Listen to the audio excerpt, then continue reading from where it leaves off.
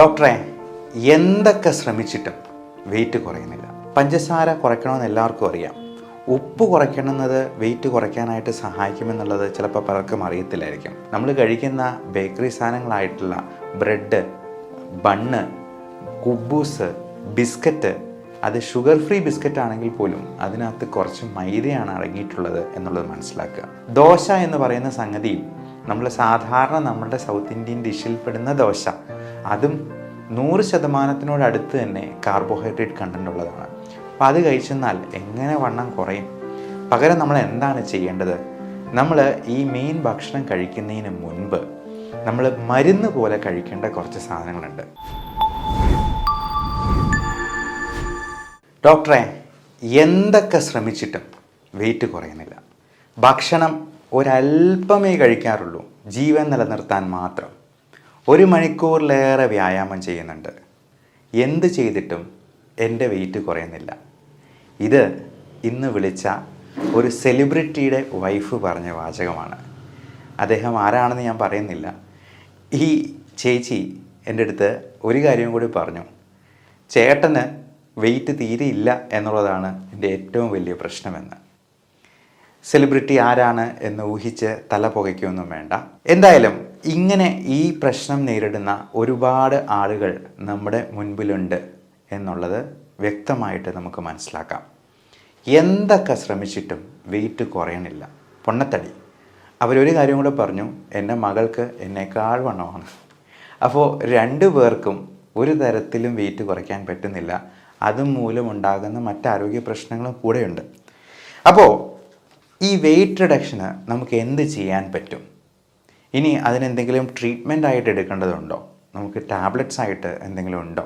ഇതിനെക്കുറിച്ചെല്ലാം നമുക്കിന്നൊന്ന് discuss ചെയ്യാം. ഈ wait കുറയ്ക്കാനായിട്ട് നമ്മൾ ആദ്യം ഒഴിവാക്കേണ്ട കുറച്ച് സാധനങ്ങളുണ്ട്. പഞ്ചസാര കുറയ്ക്കണമെന്ന് എല്ലാവർക്കും അറിയാം. ഉപ്പ് കുറയ്ക്കണമെന്നത് വെയിറ്റ് കുറയ്ക്കാനായിട്ട് സഹായിക്കുമെന്നുള്ളത് ചിലപ്പോൾ പലർക്കും അറിയത്തില്ലായിരിക്കും. അവർ നല്ലപോലെ ഉപ്പ് കഴിക്കുന്നുണ്ടാവും. BP കുറവാണെന്ന് പറഞ്ഞ് ഉപ്പ് കൂടുതൽ കഴിക്കും. ഈ ഉപ്പ് കൂടുതൽ കഴിക്കുമ്പോൾ ശരീരത്തിലെ വാട്ടർ റിട്ടൻഷൻ, ഫ്ലൂയിഡ് റിട്ടൈൻ ചെയ്യാനായിട്ട് സാധ്യത കൂടുകയാണ്. അതോടൊപ്പം നമുക്ക് ചോറ് കുറയ്ക്കണമെന്ന് എല്ലാവർക്കും അറിയാം. പക്ഷേ ചോറ് കുറച്ചിട്ട് ഒരു 5 ചപ്പാത്തി പകരം കഴിച്ചെന്നാൽ ഒരു ഗുണവുമില്ല. കാരണം ഈ ചപ്പാത്തി ഇപ്പോൾ നമ്മൾ നല്ല റിഫൈൻഡ് ഫ്ലോറാണ്, നല്ല ആട്ടയാണ് കിട്ടുന്നത്. അതിൽ തവിടെന്ന് പറയുന്നൊരു സംഗതിയേ ഇല്ല. അതുകൊണ്ട് തന്നെ ഈ 5 ചപ്പാത്തി കഴിക്കുമ്പോഴത്തേക്കും ഒരു പാത്രം നിറച്ച് ചോറുണ്ടെന്നതിനേക്കാൾ കൂടുതൽ കാലറി അകത്തോട്ട് പോകും. അത് ഹൈ ഗ്ലൈസെമിക് ഇൻഡെക്സ് തന്നെയാണ്.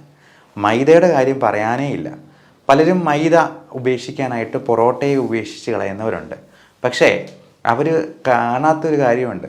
നമ്മൾ കഴിക്കുന്ന ബേക്കറി സാധനങ്ങളായിട്ടുള്ള ബ്രെഡ്, ബണ്ണ്, കുബൂസ്, ബിസ്ക്കറ്റ്, അത് ഷുഗർ ഫ്രീ ബിസ്ക്കറ്റ് ആണെങ്കിൽ പോലും അതിനകത്ത് കുറച്ച് മൈദയാണ് അടങ്ങിയിട്ടുള്ളത് എന്നുള്ളത് മനസ്സിലാക്കുക. ഇത് ഹൈ ഗ്ലൈസെമിക് ഇൻഡെക്സ് ഉള്ളൊരു സംഗതിയാണ്. കഴിഞ്ഞ ദിവസം കാസർഗോഡ് നിന്ന് വിളിച്ചൊരു പേഷ്യൻ്റ് പറയുകയുണ്ടായി. അവരെന്ത് ചെയ്തിട്ടും വണ്ണം കുറയുന്നില്ല. എല്ലാം ഉപേക്ഷിച്ചു, പഞ്ചസാര ഉപേക്ഷിച്ചു, ബേക്കറി സാധനങ്ങൾ ഉപേക്ഷിച്ചു, നല്ലപോലെ വർക്കൗട്ട് ചെയ്യുന്നുണ്ട്, എന്നിട്ടും എൻ്റെ വെയിറ്റ് 100 കിലോയ്ക്ക് മുകളിലുണ്ട് ഡോക്ടറെ. ഞാൻ ചോദിച്ചു, ഇന്ന് രാവിലെ എന്താ കഴിച്ചേ? അവരൊരു മസാല ദോശയാണ് കഴിച്ചതെന്ന് പറഞ്ഞു. മസാല ദോശ എന്ന് പറയുന്ന സാധനത്തിൽ അടങ്ങിയിരിക്കുന്നത് എന്തൊക്കെയാണെന്ന് നമുക്കൊന്ന് നോക്കാം. ഈ പൊട്ടറ്റോ, അതായത് കിഴങ്ങ് വർഗ്ഗത്തിൽപ്പെടുന്ന എന്തും അത് മണ്ണിനടിയിൽ വളരുന്നതാണ്. കപ്പ, ചേന, ചേമ്പ്, ഇത് മൊത്തം സ്റ്റാർച്ചാണ്. 100% സ്റ്റാർച്ചും കാർബോഹൈഡ്രേറ്റുമാണ്. ദോശ എന്ന് പറയുന്ന സംഗതിയും നമ്മൾ സാധാരണ നമ്മുടെ സൗത്ത് ഇന്ത്യൻ ഡിഷിൽ പെടുന്ന ദോശ, അതും 100% അടുത്ത് തന്നെ കാർബോഹൈഡ്രേറ്റ് കണ്ടൻ്റ് ഉള്ളതാണ്. അപ്പോൾ അത് കഴിച്ചെന്നാൽ എങ്ങനെ വണ്ണം കുറയും? പകരം നമ്മൾ എന്താണ് ചെയ്യേണ്ടത്? നമ്മൾ ഈ മെയിൻ ഭക്ഷണം കഴിക്കുന്നതിന് മുൻപ് നമ്മൾ മരുന്ന് പോലെ കഴിക്കേണ്ട കുറച്ച് സാധനങ്ങളുണ്ട്. അതിന് പ്രത്യേകിച്ച് ടേസ്റ്റ് ഒന്നും കാണുകയില്ല. ഗുളിക കഴിക്കുന്നത് എങ്ങനെയാണ്? വിഴുങ്ങി കഴിക്കുകയല്ലേ എന്ന് പറഞ്ഞ പോലെ കഴിക്കേണ്ടത്. അതെന്തൊക്കെയാണെന്നല്ലേ? നമ്മൾ 3 ഗ്ലാസ് വെള്ളം കുടിക്കുക.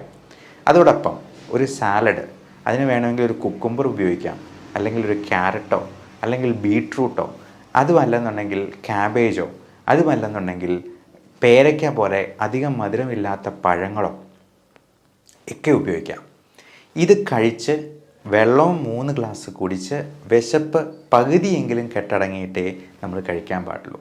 ഈ വിശപ്പ് എന്ന് പറയുന്നതും കൊതി എന്ന് പറയുന്നതും രണ്ടും രണ്ടായിട്ട് തന്നെ നമ്മൾ തിരിച്ചറിയണം.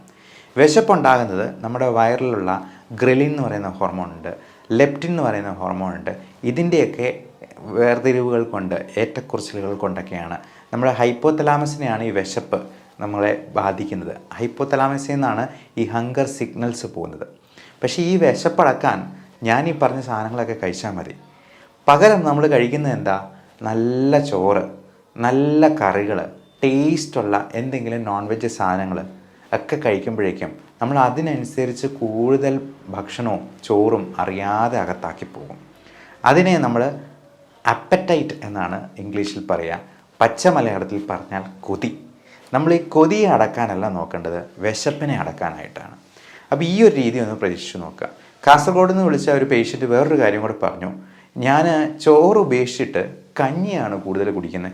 ഒരു കോപ്പ കഞ്ഞിയാണ്, ധാരാളം വെള്ളം അകത്ത് ചെല്ലട്ടെന്ന് ചോദിച്ചു. ഞാൻ ചോദിച്ചു, കഞ്ഞിവെള്ളം ഒഴുക്കി കളഞ്ഞിട്ട് ചുമ്മാ വെള്ളം ഒഴിച്ചാണോ കുടിക്കുന്നത്? അല്ല, നല്ല കഞ്ഞിവെള്ളം.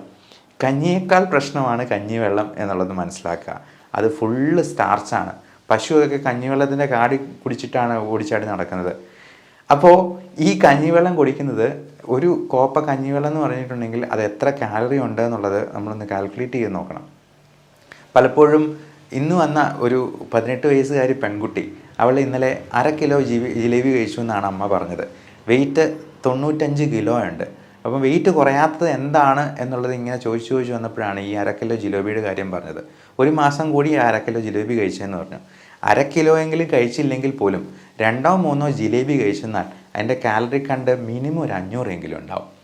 ഇതിലൊരു 100 കാലറി ഒന്ന് ഉരുക്കി തീർക്കണമെങ്കിൽ തന്നെ നമ്മൾ 1 മണിക്കൂർ നല്ല സ്പീഡിൽ നടക്കുകയോ ജിമ്മിൽ വർക്കൗട്ട് ചെയ്യുകയോ ചെയ്യേണ്ടതായിട്ട് വരും. അപ്പോൾ നമ്മൾ ഈ കാലറി കണ്ടൻറ്റിനെ പറ്റി ഒരു യഥാ കാൽക്കുലേഷൻ നമ്മൾ നടത്തി നോക്കണം. ഇനി ഈ ഫുഡ് കുറയ്ക്കുമ്പോഴത്തേക്കും നമ്മൾ കുറയ്ക്കാൻ പാടില്ലാത്ത കുറച്ച് സംഗതികളുണ്ട്. പ്രത്യേകിച്ചും പ്രോട്ടീൻ കണ്ടൻറ്റ് ഒത്തിരി കുറഞ്ഞു പോകാൻ പാടില്ല. കാരണം പ്രോട്ടീൻ കണ്ടൻറ്റ് ഒത്തിരി കുറഞ്ഞാൽ നമ്മുടെ മുടിയുടെ വളർച്ചയും മുടി കൊഴിച്ചിലിന് കാരണമാകുന്ന പ്രശ്നങ്ങളും ഉണ്ടാകാം. അതോടൊപ്പം നമ്മുടെ വൈറ്റമിൻ സപ്ലിമെൻറ്റ്സ് കിട്ടുന്നുണ്ടോ എന്നുള്ളത് നോക്കണം. പലപ്പോഴും നമുക്ക് നമ്മുടെ ഭക്ഷണത്തിൽ നിന്ന് ആവശ്യത്തിനുള്ള വൈറ്റമിൻസ് ആവശ്യമുള്ളതുപോലെ കിട്ടുന്നുണ്ടാവില്ല. പ്രത്യേകിച്ചും വൈറ്റമിൻസ് എല്ലാം ഇപ്പോൾ നമുക്ക് ഉണ്ടെന്ന് പറഞ്ഞെന്നാലും അതിൻ്റെ ബയോ അവൈലബിലിറ്റി വളരെ കുറവായിരിക്കും. നമുക്ക് ദഹിപ്പിക്കാവുന്ന രീതിയിലായിരിക്കത്തില്ല അത് കിട്ടുക. പശുവിൻ്റെ ഉദാഹരണം തന്നെ എടുക്കാം. പശു ഇഷ്ടംപോലെ പുല്ല് തിന്നുന്നുണ്ട്. പക്ഷെ അതുപോലെ തന്നെ മനുഷ്യൻ പുല്ല് തിന്നിട്ടുണ്ടെങ്കിൽ അവനാവശ്യമായിട്ടുള്ള ഊർജ്ജം അതിൽ നിന്ന് കിട്ടത്തില്ല. വേണമെങ്കിൽ കുറച്ച് ഫൈബർ കണ്ടൻറ്റ് കിട്ടുമെന്നുള്ളത് മിച്ചം. അപ്പോൾ ഈ വൈറ്റമിൻസ് പലപ്പോഴും നമ്മൾ ടാബ്ലറ്റ് ഫോമിൽ പുറമേ നിന്ന് സപ്ലിമെൻറ്റ് ചെയ്യുന്നതായിട്ട് വരാം. പലപ്പോഴും പല ന്യൂട്രിയൻസിൻ്റെയും നമ്മുടെ ബ്ലഡിലെ ലെവൽസ് പോലും കാൽക്കുലേറ്റ് ചെയ്യാനുള്ള, മെഷർ ചെയ്യാനുള്ള ടെസ്റ്റുകൾ നമുക്കിന്ന് അവൈലബിൾ അല്ല. അതുകൊണ്ട് ഇങ്ങനെയുള്ള ന്യൂട്രിയൻസ് കിട്ടാനായിട്ട് നിങ്ങളുടെ ഡോക്ടറുടെ സഹായത്തോടു കൂടി അതിന് വേണ്ട വൈറ്റമിൻ സപ്ലിമെൻറ്റ്സും കൂടി സെലക്ട് ചെയ്യാം. അതോടൊപ്പം ഈ എക്സസൈസിനെ കുറിച്ചും കൂടി പറയട്ടെ.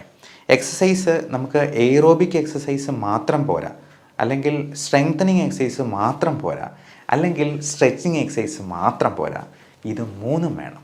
സ്ട്രെച്ചിങ് വേണം, സ്ട്രെങ്തനിങ് വേണം. സ്ട്രെച്ചിങ് എന്ന് പറഞ്ഞു കഴിഞ്ഞാൽ നമ്മുടെ ജോയിൻസിനെ എല്ലാം നമ്മൾ നല്ലപോലെ വിജാഗിരി പോലെയുള്ള മുട്ടുകളെക്കുറിച്ച് നമ്മളൊരു വീഡിയോ ചെയ്തതാണ്.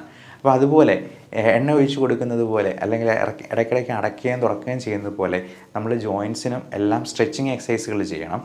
അതോടൊപ്പം നമ്മൾ സ്ട്രെങ്ത് ബിൽഡിംഗ് ആയിട്ടുള്ള മസിൽസിനെ സ്ട്രെങ്തനിങ് ചെയ്യുന്ന രീതിയിലുള്ള ഡംബിൾസ് ഉപയോഗിക്കണമെന്നൊന്നുമില്ല.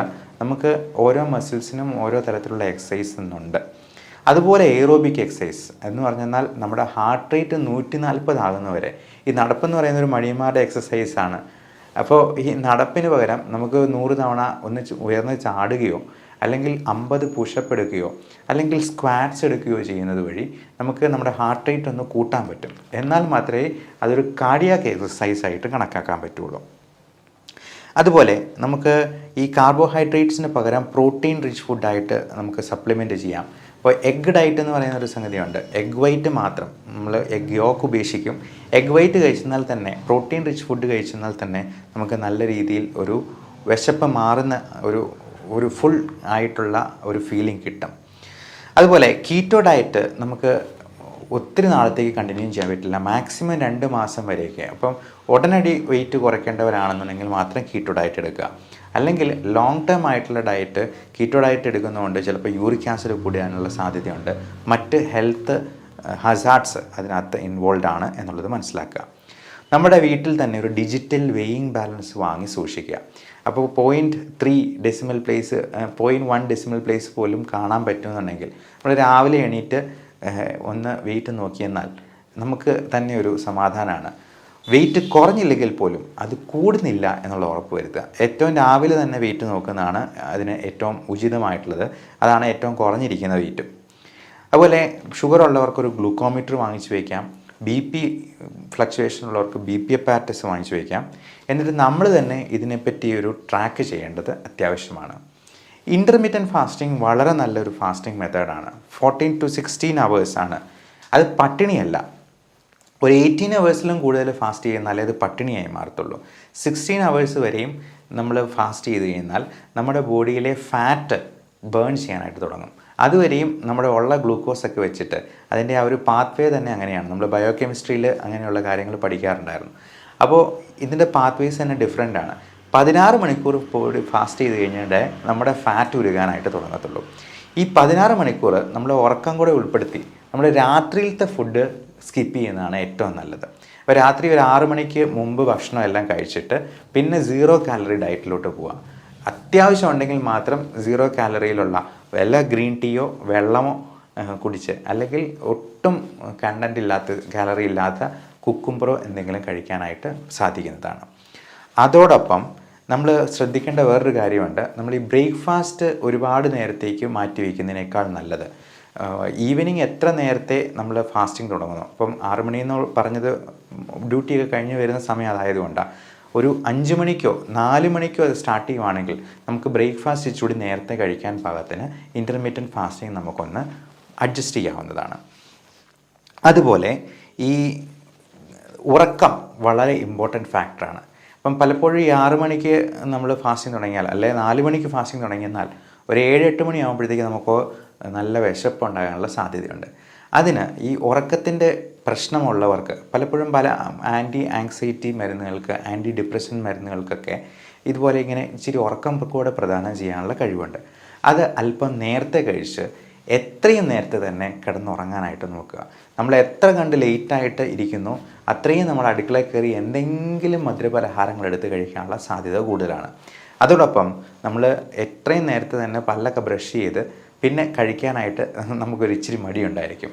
അതുകൊണ്ട് നേരത്തെ തന്നെ ബ്രഷ് ചെയ്യുക, നേരത്തെ തന്നെ കിടന്നുറങ്ങുക, ഫോണിൽ കുത്തിക്കൊണ്ടിരിക്കാതിരിക്കുക. അപ്പം പല അലർജിയുടെ മെഡിസിൻസിന്, വേദന സംഹാരികളായിട്ടുള്ള ചില സെൻട്രൽ ആയിട്ടുള്ള പെയിൻ കില്ലേഴ്സിന് ഒക്കെ ഇച്ചിരി ഉറക്കം കൂടി തരാനായിട്ടുള്ള കഴിവുണ്ട്.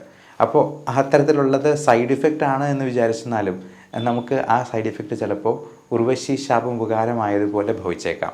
അപ്പോൾ അത് ഡോക്ടറോട് ചോദിച്ച് ഇത് അല്പസ്വല്പം മോഡിഫിക്കേഷൻ വരുത്തിയെന്നാൽ നമുക്ക് ഇച്ചിരി നേരത്തെ കിടന്നുറങ്ങുകയും ഫാസ്റ്റിങ് നല്ല എഫക്റ്റീവായിട്ട് കൊണ്ടുപോകാനും പറ്റും. ഇനി ഇതിനൊക്കെ പുറമെ നമുക്ക് ഇത് ഫാറ്റ് കുറയ്ക്കാനായിട്ട്, ഫാറ്റ് ബേൺ ചെയ്യാനായിട്ട് ഉതകുന്ന രീതിയിലുള്ള പുതിയ തരത്തിലുള്ള മരുന്നുകളുണ്ട്. ആൽഫ സൈക്ലോഡെക്സ്ട്രിൻ പോലുള്ള യാതൊരു സൈഡ് ഇഫക്റ്റും അതിനുണ്ടാവത്തുമില്ല. അത് നമ്മൾ ഭക്ഷണത്തിന് മുൻപ് കഴിക്കേണ്ട ഗുളികയാണ്. അത് കഴിച്ച് കഴിഞ്ഞിട്ടുണ്ടെങ്കിൽ നല്ല ഫുള്ളായിട്ടുള്ളൊരു ഫീലിംഗ് ഉണ്ടാവും. അപ്പോൾ പലപ്പോഴും ഈ ഹെൽത്ത് സപ്ലിമെൻറ്റ് ഡ്രിങ്ക്സ് ഉണ്ട് വെയിറ്റ് കുറയ്ക്കാനായിട്ടുള്ള, അവരൊക്കെ ഉപയോഗിക്കുന്ന ടെക്നിക്ക് ഇതാണ്. അപ്പോൾ ആ പ്രോട്ടീൻ റിച്ച് ആയിട്ടുള്ള വൈറ്റമിൻസ് ഒക്കെ ഉള്ള ഡ്രിങ്ക് ആയിരിക്കും അത് കൊടുക്കുന്നത്.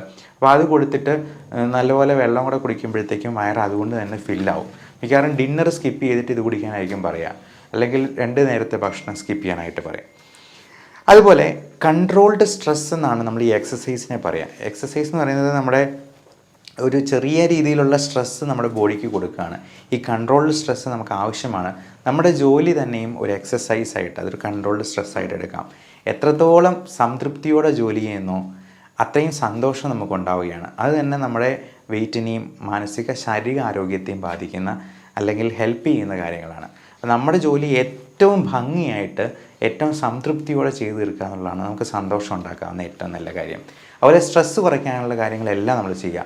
ഒരു മൂളിപ്പാട്ട് പാടുന്നത് പോലും സ്ട്രെസ്സ് കുറയ്ക്കാൻ, ഒരു പാട്ട് വെച്ചുകൊണ്ട് ഞങ്ങളുടെ കൂട്ടുകാരെ പല സർജൻസും പാട്ട് വെച്ചുകൊണ്ട് ഓപ്പറേറ്റ് ചെയ്യുന്നത് നമ്മൾ കാണാറുണ്ട്. നമ്മളാണെങ്കിൽ ബ്രോങ്കോസ്കോപ്പി ഒക്കെ ചെയ്യുമ്പോഴത്തേക്കും എൻഡോസ്കോപ്പി പ്രൊസീജിയേഴ്സൊക്കെ ഒരു പാട്ടും കൂടെ അങ്ങ് വയ്ക്കും. അപ്പോൾ നമുക്കത് എൻജോയ് ചെയ്ത് ചെയ്യാൻ വേണ്ടിയാണ്.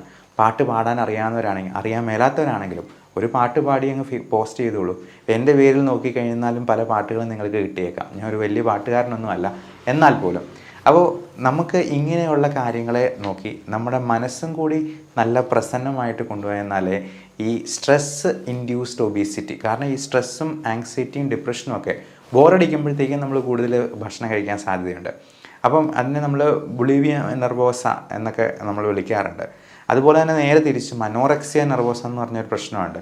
കുറേ ദിവസത്തേക്ക് ആൾ ഭക്ഷണമൊന്നും കഴിക്കത്തില്ല ഈ ഡിപ്രഷൻ കൂടിയിട്ട്. അപ്പോൾ ഇങ്ങനെയുള്ള പ്രശ്നങ്ങളെല്ലാം നമ്മൾ ഒഴിവാക്കേണ്ടതുണ്ട്. ഈ ആൻറ്റി ഡിപ്രസൻസും ഇതിൻ്റെ ആങ്സൈറ്റി റിലേറ്റഡ് ആയിട്ടുള്ള കാര്യങ്ങളുമൊക്കെ നമ്മൾ പ്രോപ്പർ ട്രീറ്റ്മെൻറ്റും എടുക്കാനായിട്ട് യാതൊരു മടിയും കാണിക്കേണ്ട ആവശ്യമില്ല. കൂടെ തന്നെ ഡയബറ്റീസും ഹൈപ്പർ ടെൻഷനും കൊളസ്ട്രോളും ഉള്ള മരുന്നുകളും നമുക്ക് വെയിറ്റ് കുറയ്ക്കാൻ ഉതകുന്ന രീതിയിൽ കുറച്ച് മോഡിഫൈ ചെയ്യാവുന്നതാണ്. പ്രത്യേകിച്ച് മെറ്റ്ഫോമിൻ പോലുള്ള മരുന്നുകൾ അതിൻ്റെ ഏറ്റവും മെയിൻ ഒരു മെക്കാനിസം ഓഫ് ആക്ഷൻ തന്നെ വെയിറ്റ് കൺട്രോൾ ചെയ്തുകൊണ്ട് തന്നെയാണ് ഷുഗർ കുറയ്ക്കുന്നത്. അതുപോലെ പ്രോട്ടീൻ പ്രശ്നങ്ങളുള്ളവർക്ക് പ്രോട്ടീൻ സപ്ലിമെൻറ്റ്സ് എടുക്കുമ്പോഴത്തേക്കും അതിൻ്റെ അലർജി ഉണ്ടോ എന്നുള്ളത് പ്രത്യേകം നോട്ട് ചെയ്യുക. നമ്മൾ പല പ്രോട്ടീൻസും വാരി വലിച്ച് കഴിക്കുമ്പോഴത്തേക്കും ഇതിൽ ഏതെങ്കിലും ഒരെണ്ണം അലർജി ഉണ്ടാക്കിയെന്ന നമ്മുടെ ബാക്കി എല്ലാ പ്രശ്നങ്ങളും താളം തെറ്റും. അത് സ്കിൻ ഡിസീസസ് മാത്രമല്ല, പലതരത്തിലുള്ള അലർജി രോഗങ്ങളായിട്ടുള്ള അലർജിക് റൈനൈറ്റിസ്, നമുക്ക് ശ്വാസകോശത്തിലുണ്ടാകുന്ന ആസ്മ പോലും, ചുമയും കഫക്കെട്ട് പോലും അതുകൊണ്ടുണ്ടാകാം. അതുകൊണ്ട് അലർജി ഉള്ളത് എന്താണെന്ന് അറിയാനായിട്ടുള്ള സ്പെസിഫിക് ടെസ്റ്റ് ഉണ്ട്. സ്കിൻ പ്രിക്ക് ടെസ്റ്റ് എന്ന് പറയും. അലർജി 72 അലർജൻസിൻ്റെ ഒരു പാനൽ നമ്മൾ ടെസ്റ്റ് ചെയ്ത് നോക്കും. അപ്പോൾ കൃത്യമായിട്ട് ഇന്നതിന് അലർജി ഉണ്ടെന്ന് നമുക്കറിയാം. പലപ്പോഴും ഈ ബ്ലഡ് ടെസ്റ്റ് ആയിട്ടുള്ള ഈസ്നോഫിൽ കൗണ്ട് നോക്കുന്നതിലും IG നോക്കുന്നതിലും അലർജി ഉണ്ടെന്നേ അറിയത്തുള്ളൂ, എന്തിനാണെന്ന് നമുക്കറിയാൻ പറ്റത്തില്ല. അപ്പോൾ അങ്ങനെ 1-2 കാര്യങ്ങൾ അവോയ്ഡ് ചെയ്യാൻ പറ്റാത്ത കാര്യങ്ങളുണ്ടെങ്കിൽ അതിന് സ്പെസിഫിക് ഇമ്മ്യൂണോതെറാപ്പി വഴി അലർജി പൂർണ്ണമായിട്ടും മാറ്റുന്ന പുതിയ സാങ്കേതിക വിദ്യയും നമ്മുടെ നാട്ടിൽ നിന്നുണ്ട്. അത് വിദേശത്തൊക്കെ പണ്ടുണ്ടായിരുന്നുള്ളൂ, ഇന്ന് നമുക്കും അത് അവൈലബിൾ ആണ് എന്നുള്ളതും നിങ്ങളെ അറിയിച്ചു കൊള്ളുന്നു. Everyone take care of your health. Thank you.